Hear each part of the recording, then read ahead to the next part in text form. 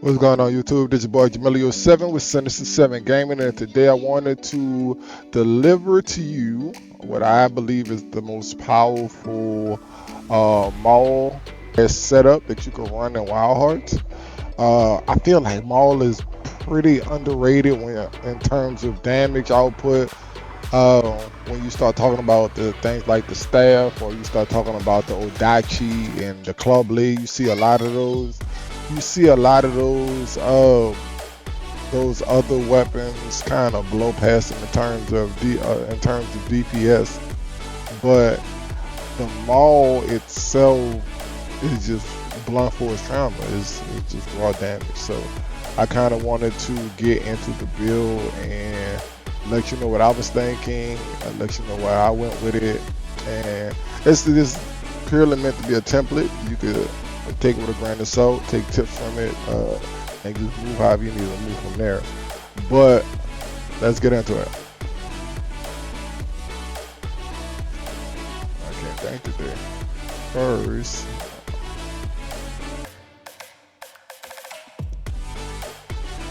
let's look over the armor.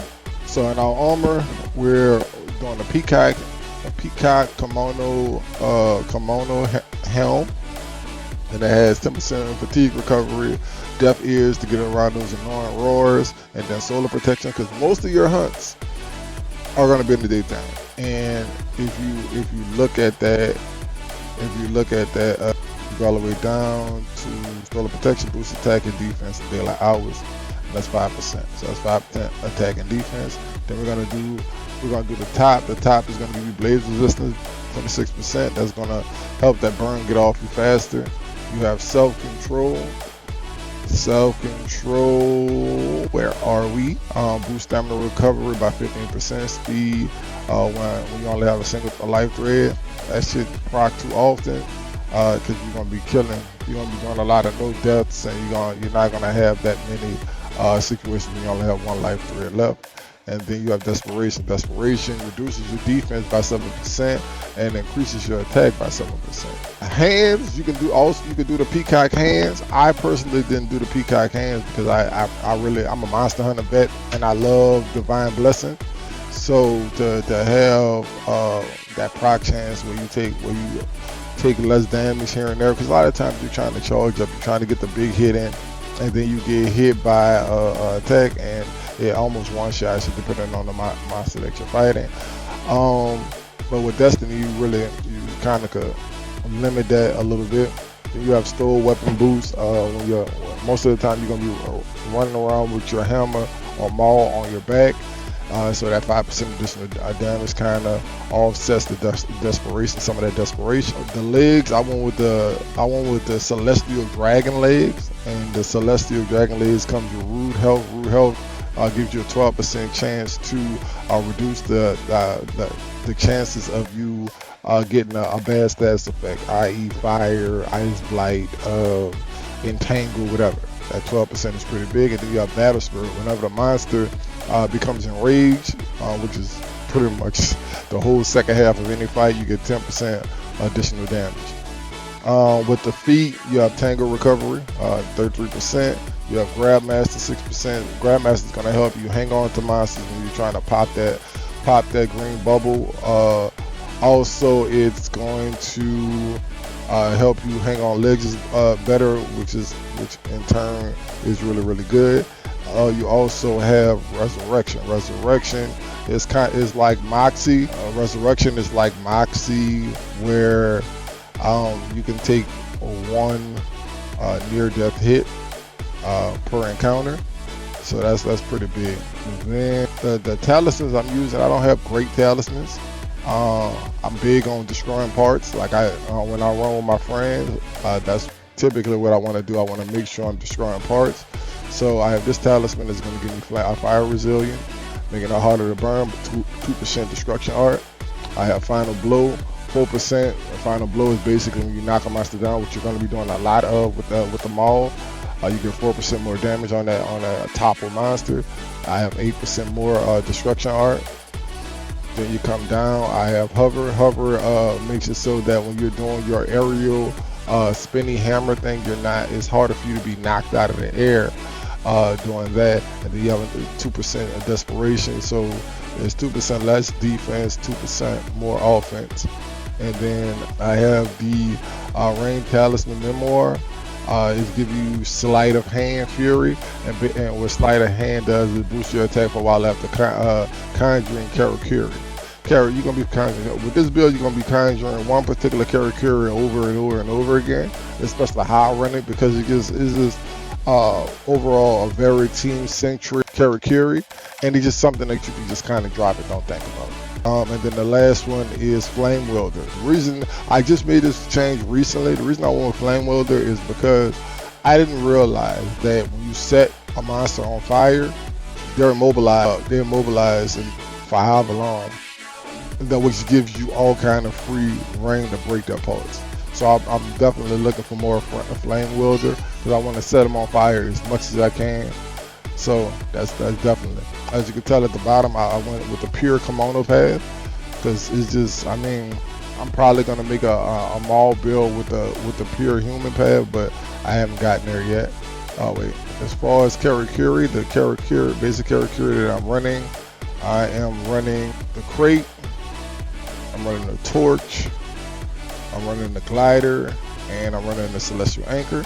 As far as my weapon, I recently dropped a video showing this path and why it's the best, but I didn't really speak on that one.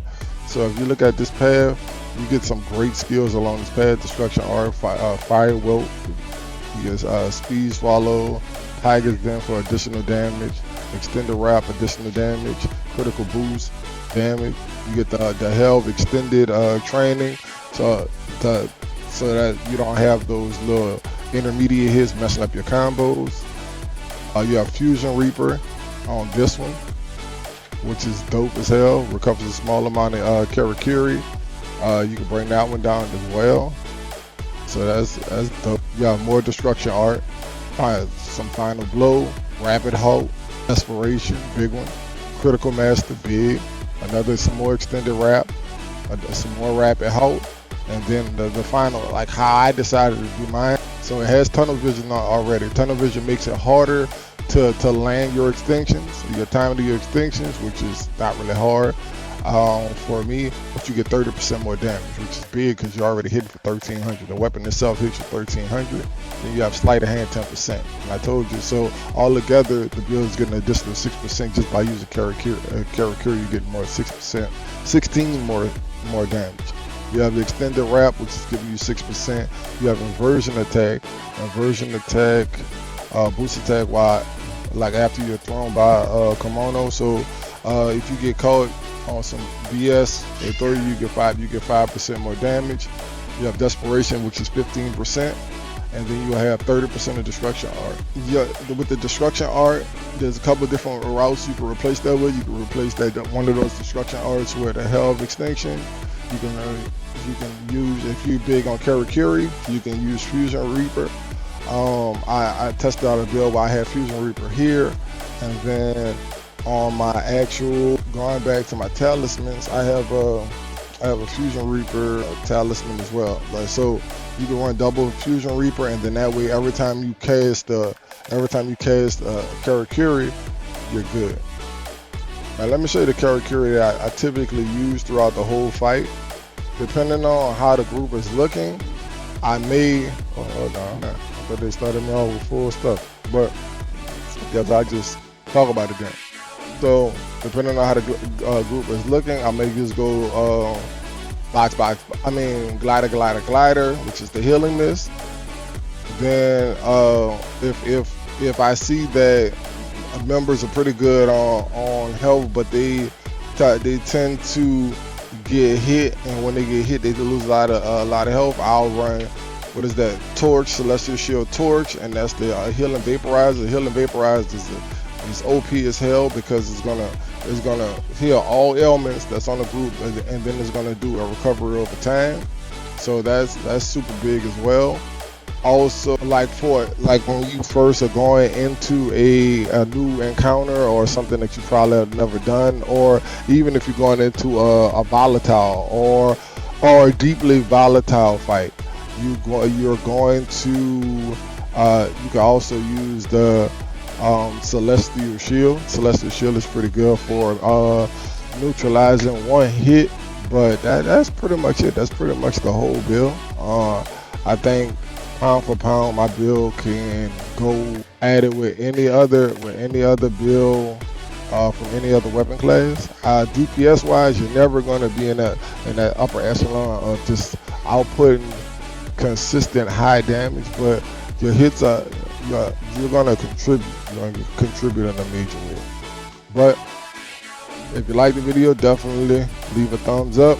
If you have any comments, you have any suggestions on how I can make the build better, you might know about a skill or know about skill interactions that I haven't touched on, definitely leave some comments below. If you're not a subscriber already, definitely consider subscribing. But until the next one, it's your boy Jamalio7. Peace.